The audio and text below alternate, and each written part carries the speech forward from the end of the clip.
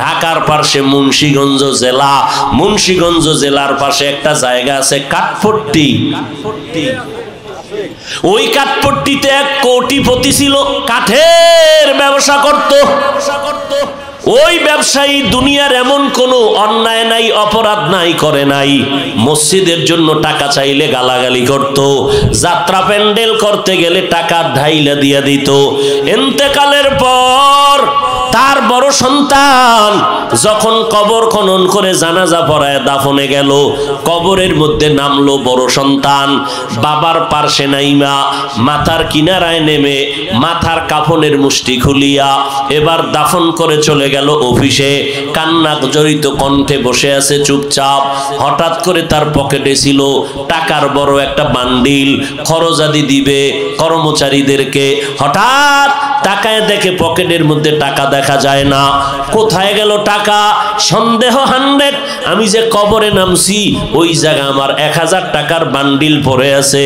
কবর থেকে টাকা উঠান দরকার, এই টাকা নষ্ট করে লাভ নাই। লোভ কারে কয়? কয় যে যত টাকাওয়ালা তার লোভ তত বড়, যে যত টাকাওয়ালা তার অভাব তত বড়। বুঝেননি? কিচ্ছু বুঝেন না, না দুনিয়া বুঝেন না আখিরাত বুঝেন। এবার লোকজন নিয়ে গেল কবর খনন করিয়া টাকাটা উড়াইতে। কবর এক পার্শ্ব থেকে যখন মাটি সরাইয়া হালকা একটু ফাঁকা করলো, হঠাৎ করে দেখে কবরে বিকট আওয়াজ, কবরের মধ্যে ধোঁয়া। চিল্লাইয়া সবাই দৌড়ায় গেল। এবার আলেম ডাইকে আনছে, উলামায়ে কেরাম আইসা দোয়া পড়লো, ধোঁয়াটা কমলো। এবার নজর করে দেখে ওই নাফরমান গুনাহগারের জিহ্বাটা নাভি পর্যন্ত টেনে নামানো। ছেলে কান্না করে বেহুশ হয়ে গেল। আমার আল্লাহ দুনিয়াতেই দেখায় দেয়। 2013 সালে আমি হজে গেছি, তার আগের সাল কত? 2012 সালে আমার ওস্তাদ মাদানীনগর মাদ্রাসায় পড়ায় এখনো।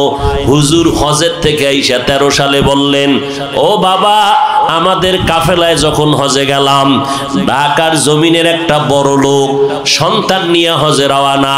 এয়ারপোর্টে ঢুইকা আমরা সবাই এহরামের কাপড় পরে ফেললাম, ওই বড় লোকটাও বলল, কিন্তু কেমন কেমন ভাব। বিমানের মধ্যে উঠছি, এহরামের কাপড় পরার পর আওয়াজ হবে লাব্বাইকের আওয়াজ, তালবিয়া পড়তে থাকবো সবাই। কিন্তু ওই বড় লোকটা কিছুই পরে না, বসে বসে মোবাইল চালায়, আবার গল্প করে। এইভাবে করে করে জেদ্দায় নামলাম। জেদ্দা থেকে বাইতুল্লাহে গেলাম। নিয়ম, আগে আমরা হোটেলে কাপড় ব্যাগ রাইখা, সাদা কাফন খোলা যাবে না, তাওয়াফ করা লাগবে আগে। কাফন রেখে হোটেলে বাইতুল্লাহর ভেতরে গেলাম, সীমানার মধ্যে। বাইতুল্লাহর দিয়ে তাকাইয়া প্রথম নজর পড়া মাত্র নিয়ম হলো দোয়া করো। নজর দিয়া যে কোনো দোয়া করবা সাথে সাথে কবুল হয়ে যাবে। আমরা দোয়া করিয়া এবার তাওয়াফে নামলাম। আল্লাহর কুদরত, ওই বড় লোকটা আমাদের সাথে নামলো। কাবার কাছাকাছি যাওয়া মাত্র একটা দৌড় দিল, দৌড়াইয়া বের হয়ে গেল। সন্তান আর মুআল্লিম দৌড়াইয়া আনলো, দৌড়া আবার ঢুকায়। কাবার কাছে আসলে দৌড়াইয়া পালায়া যায়। এবার সবাই দৌড়া কয়, হাজী সাহেব আপনার কি হালাত? কয় কেমন বুঝি না, আমি বাইতুল্লাহর কিনারায় গেলে জানি কে যেন আমারে ছুরি দিয়া তাড়ায়া দেয়, আমারে ওখানে দাঁড়াইতেই দেয় না।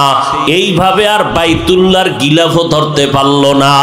মিনা মুজদালিফায় কোনো আমল করতেই পারলো না।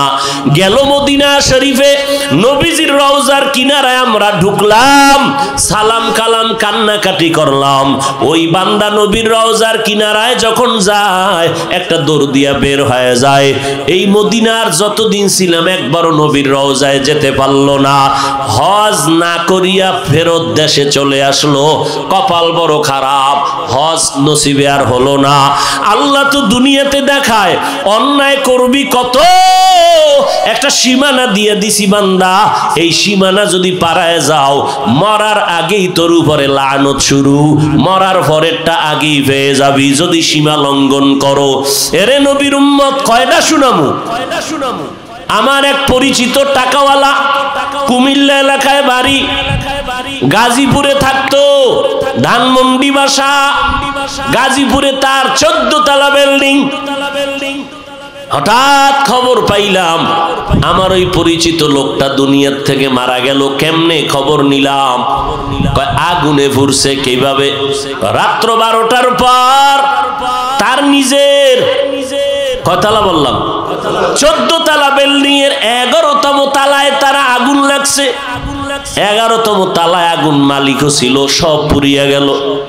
পত্রিকায় আসছিল। আমি গোপনে খবর নিলাম বিষয়টা কি।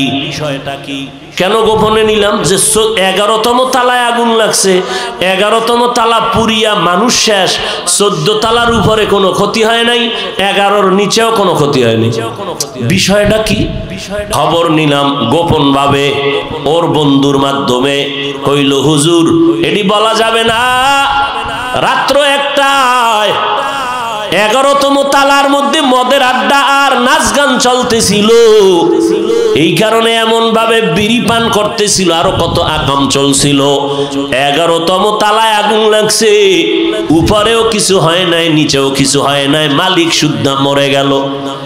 এই বিল্ডিং এর মালিকেরা বাহাদুরি করি ওনারে বাবা। কত ভাড়াটিয়া চায় ফজরের নামাজটা মসজিদে পড়বে, মালিক গেটের চাবি দেয় না। তুই বিল্ডিং এর তলে হইরে মরবি, দোয়া করুম। নিমক হারাম, আল্লাহর দুশমন। নামাজি মানুষ বিল্ডিং এ ভাড়া রাখতে চায় না, এরকমও কুলাঙ্গার আছে না নাই? অথচ ঘরের মধ্যে তুমি বেপর্দা রাখিও না, গুনাহ গুনাহ গুনাহ। একজন নামাজি বান্দা তোমার বিল্ডিং এ ভাড়া, ও নামাজ পড়বে, কোরআন পড়বে, দোয়া করবে। বিল্ডিং এর মেয়াদ যদি ইঞ্জিনিয়ার তোমার 100 বছর দেয়, আল্লাহর কুদরতে আরো 500 বছর বিল্ডিং জিন্দা থাকবে নেক আমলের বরকতে। বাসার মালিকের পানির অভাব নাই, ভাড়াটিয়ারা পানি পায় না। বাসার মালিকের রান্নায় কোনো সমস্যা নাই, গ্যাস দুমদাম চলে, ভাড়াটিয়া পায় না। আরে আমি তো দেশেই গজব লাগছে। নাই নাই নাই নাই নাই, কি নাই কি নাই, এক সময় দেখবেন আমনেরাও নাই।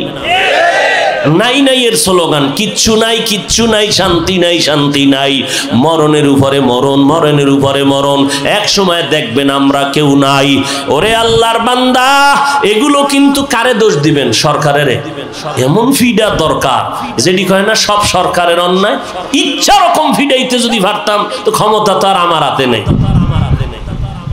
সরকারের দোষ দাও কেন? তুই আকাম কম করনি, তোমার আকামের ফলাফল যে কি হবে এটা বুঝো না কেন? তোমার অপরাধের কারণে তোমার সন্তানেরা কষ্ট পায়। নাবালেগ সন্তান, কোনো গুনাহ আছে? এরপরও নাবালেগ সন্তানের ব্রেন সমস্যা কেন, কিডনি সমস্যা কেন, হার্ট সমস্যা কেন, এরপরে নিউমোনিয়া কেন, এত অসুবিধা কেন? সন্তানের অপরাধ আছে? বাবার অন্যায়ের কারণে সন্তান ভুগতেছে, মা ভুগতেছে, ঘরের মালিকের অন্যায়ের কারণে সন্তানেরা কষ্ট পায়।